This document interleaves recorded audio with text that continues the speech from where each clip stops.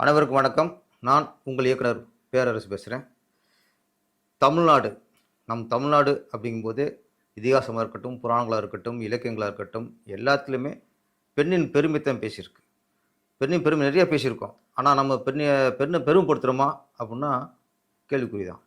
இன்றைய காலகட்டத்தில் பெண்களை நாம் பெருமைப்படுத்த வேண்டும் என்ற ஒரே நோக்கத்தோடு பெண்களுடைய சாதனைகளையும் அவங்களுடைய இன்னைக்கு பெண்களுடைய உயர்ந்த நிலையும் எல்லாத்தையுமே பாராட்டும் விதமாக என்பிஎஸ் நம் பாரத சேவை இந்த அமைப்பு வந்து நம்ம இப்போ இன்றைக்கி முன்னேறி இருக்கிற பெண்களை பற்றியும் சாதனை படுத்திய பெண்களை பற்றியும் இன்னும் சாதனை படைக்க போகிற பெண்களை பற்றியும் அவர் மேலே எல்லா ஒரு அக்கறையோடு அவங்களுக்கு அன்பு தமிழச்சி அப்படிங்கிற விருது வழங்குகிறாங்க.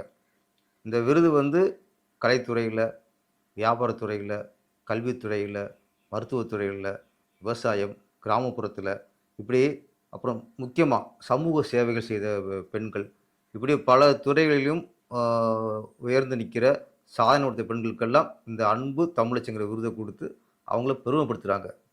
தமிழகம் என்பது பெண்களின் பெருமை பேசிக்கொண்டே இருந்தோம்.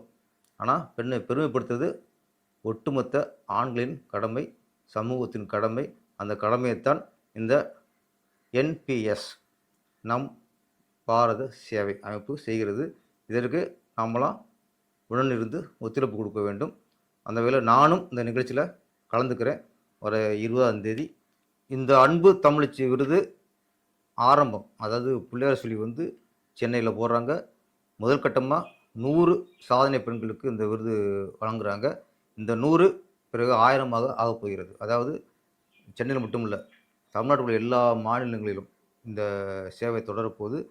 அந்தந்த மாநிலத்தில் உள்ள சிறந்த பெண்களுக்கு இந்த அன்பு தமிழச்சி விருது வழங்க போகிறாங்க. அது மட்டும் இல்லை, இது பின்னால் உலகளவில் விரிவடைய போகுது.